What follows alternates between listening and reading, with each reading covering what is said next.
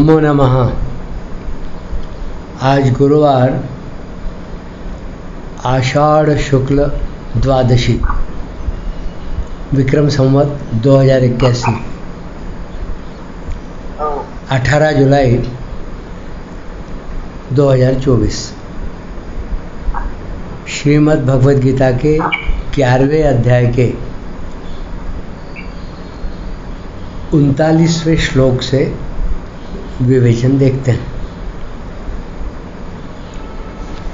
वायुर्यमोऽग्निर्वरुणः शशाङ्कः प्रजापतिस्त्वं प्रपितामहश्च नमो नमस्तेस्तु सहस्रकृत्वः पुनश्च भूयोऽपि नमो नमस्ते।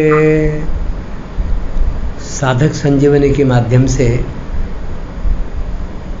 कहा गया है, अर्जुन कह रहे हैं भगवान को, आप ही वायु, यमराज, अग्नि, वरुण, चंद्रमा, दक्ष आदि प्रजापति और प्रपितामह ब्रह्मा जी के भी पिता हैं। आपको हजारों बार नमस्कार हो और फिर भी आपको बार बार नमस्कार हो। वायु हो जिससे सबको प्राण मिल रहे हैं, मात्र प्राणी जी रहे हैं, सबको सामर्थ्य मिल रही है, वह वायु आप ही हैं। यमः जो संयमनीपुरी के अधिपति हैं और संपूर्ण संसार पर जिनका शासन चलता है, वे यम आप ही हैं। अग्नि ही जो सब में व्याप्त रहकर शक्ति देता है, प्रकट होकर प्रकाश देता है और जठराग्नि के रूप में अन्न का पाचन करता है, वह अग्नि आप ही है। वरुण जिसके द्वारा सबको जीवन मिल रहा है, उस जल के अधिपति वरुण आप ही है। शशांक जिससे संपूर्ण औषधियों का, वनस्पतियों का पोषण होता है, वह चंद्रमा आप ही है। प्रजापति ही प्रजा को उत्पन्न करने वाले दक्ष आदि प्रजापति आप ही हैं। प्रपितामह पितामह ब्रह्मा जी को भी प्रकट करने वाले होने से आप प्रपितामह हैं। नमो नमस्तेस्तु सहस्रकृत्वः पुनश्च भूयोऽपि नमो नमस्ते। इंद्र आदि जितने भी देवता हैं, वे सब के सब आप ही हैं। आप अनंत स्वरूप हैं। आपकी मैं क्या स्तुति करूं, क्या महिमा गाऊं। मैं तो आपके हजारों बार नमस्कार ही कर सकता हूं, और कर ही क्या सकता हूं। कुछ भी करने की जिम्मेवारी मनुष्य पर तभी तक रहती है जब तक अपने में करने का बल अर्थात अभिमान रहता है। जब अपने में कुछ भी करने की सामर्थ्य नहीं रहती, तब करने की जिम्मेवारी बिल्कुल नहीं रहती। अब वह केवल नमस्कार ही करता है, अर्थात अपने आप को सर्वथा भगवान के समर्पित कर देता है। फिर करने कराने का सब काम शरण्य अर्थात भगवान का ही रहता है, शरणागत का नहीं। अगला श्लोक। नमः पुरस्तादथ पृष्ठतस्थे नमोस्तुते सर्वत एव सर्व अनन्तवीर्यामितविक्रमस्त्वं सर्वं समाप्नोषि ततोऽसि सर्वः। हे सर्व, आपको आगे से नमस्कार हो। पीछे से नमस्कार हो, सब ओर से ही नमस्कार हो। हे अनंत वीर्य, अमित विक्रम वाले, आपने सबको समावृत कर रखा है, अतः सब कुछ आप ही हैं।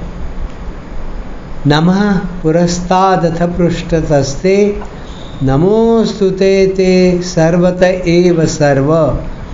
अर्जुन भयभीत हैं, मैं क्या बोलूँ, यह उसकी समझ में नहीं आ रहा है, इसलिए वे आगे से पीछे से सब ओर से अर्थात 10 दिशाओं से केवल नमस्कार ही नमस्कार कर रहे हैं। अनंत वीर्यामित विक्रमस्त्वम। अनंत वीर्य कहने का तात्पर्य है कि आप तेज, बल आदि से भी अनंत हैं, और अमित विक्रम कहने का तात्पर्य है कि आपके पराक्रम युक्त संरक्षण आदि कार्य भी असीम हैं। इस तरह आपकी शक्ति भी अनंत है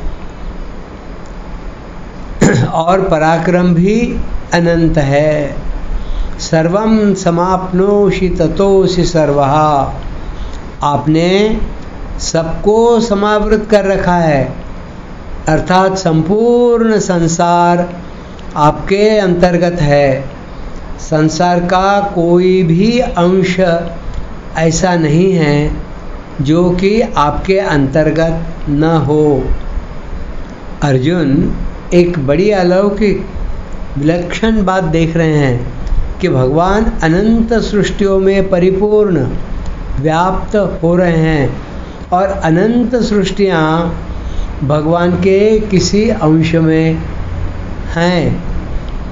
अब आगे के 2 श्लोकों में अर्जुन भगवान से प्रार्थना करते हुए क्षमा मांगते हैं।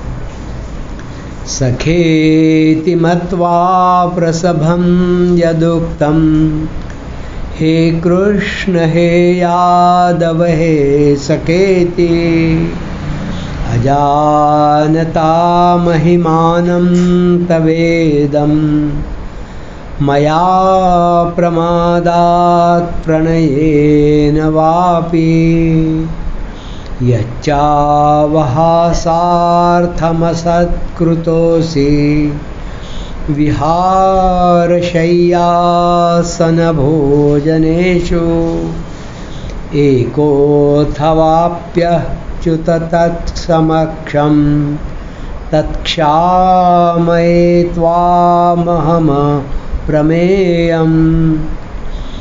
आपकी महिमा और स्वरूप को न जानते हुए मेरे सखा हैं ऐसा मानकर मैंने प्रमाद से अथवा प्रेम से हठपूर्वक बिना सोचे समझे हे कृष्ण हे यादव हे सखे इस प्रकार जो कुछ कहा है, और हे अच्युत हंसी, दिल लगी में, चलते फिरते, सोते जागते, उठते बैठते, खाते पीते समय में अकेले अथवा उन सखाओं, कुटुंबियों आदि के सामने मेरे द्वारा आपका जो कुछ तिरस्कार किया गया है वह सब अप्रमेय स्वरूप आपसे मैं क्षमा मांग करवाता हूँ। जब अर्जुन विराट भगवान के अत्युग्र रूप को देखकर भयभीत होते हैं तब वे भगवान के कृष्ण रूप को भूल जाते हैं और पूछ बैठते हैं कि उग्र रूप वाले आप कौन हैं। परंतु जब उनको भगवान श्री कृष्ण की स्मृति आती है तो वे यही हैं। तब भगवान ने प्रभाव आदि को देखकर उनको सखा भाव से किए हुए पुराने व्यवहार की याद आ जाती है और उसके लिए वे भगवान से क्षमा मांगते हैं। सखेति मत्वा प्रसभम यदुक्तम हे कृष्ण हे यादव हे सखेति। जो बड़े आदमी होते हैं, श्रेष्ठ पुरुष होते हैं, उनको साक्षात नाम से नहीं पुकारा जाता, उनके लिए तो आप महाराज आदि शब्दों का प्रयोग होता है, परंतु मैंने आपको कभी हे कृष्ण कह दिया, कभी हे यादव कह दिया और कभी हे सखे कह दिया। इसका कारण क्या था? अजानता महिमानम तवेदम, महिमानम तव इदम, इसमें आया इदम पद महिमानम का विशेषण नहीं है, क्योंकि महिमानम पद पुल्लिंग में आया है और इदम पद नपुंसक लिंग में आया है, अतः यहाँ इदम का अर्थ स्वरूप लिया गया है। इस दृष्टि से महिमानम तव इदम का अर्थ हुआ आपकी महिमा और स्वरूप। इसका कारण यह था कि मैंने आपकी ऐसी महिमा को और स्वरूप को जाना नहीं कि आप ऐसे विलक्षण हैं, आपके किसी एक अंश में अनंत कोटि ब्रह्मांड विराजमान है, ऐसा मैं पहले नहीं जानता था। आपके प्रभाव की तरफ मेरी दृष्टि ही नहीं गई, मैंने कभी सोचा समझा ही नहीं कि आप कौन हैं और कैसे हैं। यद्यपि अर्जुन भगवान के स्वरूप को, महिमा को, प्रभाव को पहले भी जानते थे, तभी तो उन्होंने एक अक्षौहिणी सेना को छोड़कर निशस्त्र भगवान को स्वीकार किया था।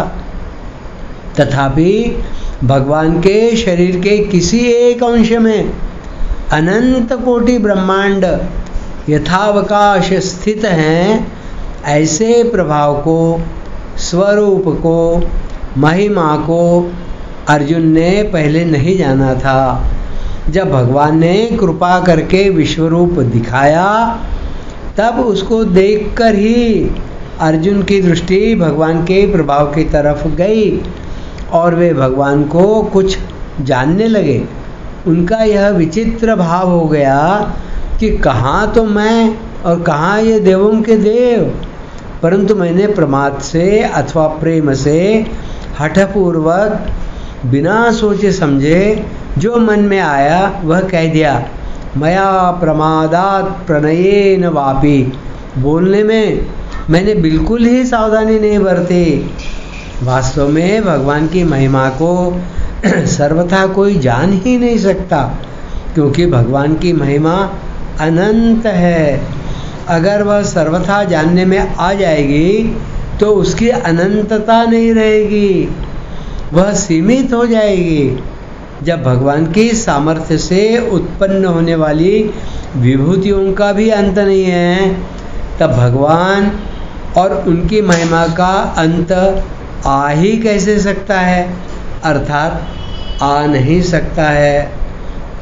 यच्चा वहासार्थम सत्कृतोसी विहार शय्यासन भोजनेषु, मैंने आपको बराबरी का साधारण मित्र समझकर हंसी दिल्लगी करते समय, रास्ते में चलते फिरते समय, शैया पर सोते जागते समय, आसन पर उठते बैठते समय, भोजन करते समय जो कुछ अपमान के शब्द कहे, आपका असत्कार किया अथवा हे अच्युत आप अकेले थे उस समय, या उन सखाओं, कुटुंबीजनों, सभ्य व्यक्तियों आदि के सामने मैंने आपका जो कुछ तिरस्कार किया है, वह सब मैं आपसे क्षमा करवाता हूँ।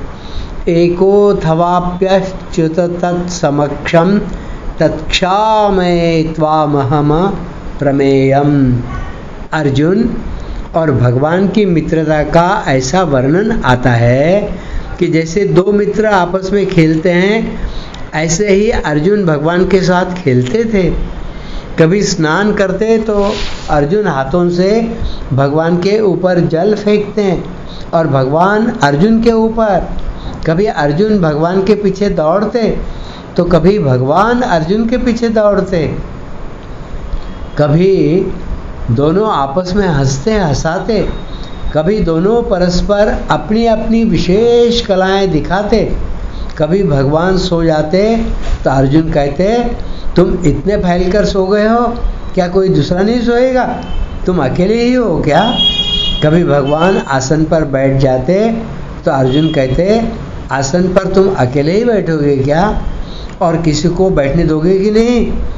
अकेले ही आधिपत्य जमा लिया, जरा एक तरफ तो खिसक जाओ। इस प्रकार अर्जुन भगवान के साथ बहुत ही घनिष्ठता का व्यवहार करते थे। शय्यासनाटन विकत्थन भोजनादिशाक्याद वयस्य कृतवानिति विप्रलब्धः सख्युः सखेव पितृवत्तनयस्य सर्वं सेहे महान महितया कुमते रघम में। श्रीमद् भागवतम में यह श्लोक आया है। अर्जुन कहते हैं भगवान श्री कृष्ण के साथ सोने, बैठने, घूमने, बातचीत करने और भोजन आदि करने से मेरा उनका ऐसा सहज भाव हो गया था कि मैं कभी कभी हे सखे तुम बड़े सच बोलने वाले हो ऐसा कहकर आक्षेप भी करता था, परंतु वे महात्मा प्रभु अपने बड़प्पन के अनुसार मुझ कुबुद्धि के उन समस्त तिरस्कारों को वैसे ही सहा करते थे जैसे सखा अपने सखा के या पिता अपने पुत्र के तिरस्कार को सहा करता है। इस प्रकार अर्जुन और भगवान की घनिष्ठता का वर्णन यहाँ आया है। अब अर्जुन उन बातों को याद करके कहते हैं कि हे भगवान, मैंने आपके न जाने कितने कितने तिरस्कार किए हैं, मेरे को तो सब याद भी नहीं है। यद्यपि आपने मेरे तिरस्कारों की तरफ ख्याल नहीं किया, तथापि मेरे द्वारा आपके बहुत से तिरस्कार हुए हैं, इसलिए मैं अप्रमेय स्वरूप आपसे सब तिरस्कार क्षमा करवाता हूँ। भगवान को अप्रमेय कहने का तात्पर्य है कि दिव्य दृष्टि होने पर भी आप दिव्य दृष्टि के अंतर्गत नहीं आते हैं। आज यहीं पर रुकते हैं और आगे फिर देखते हैं।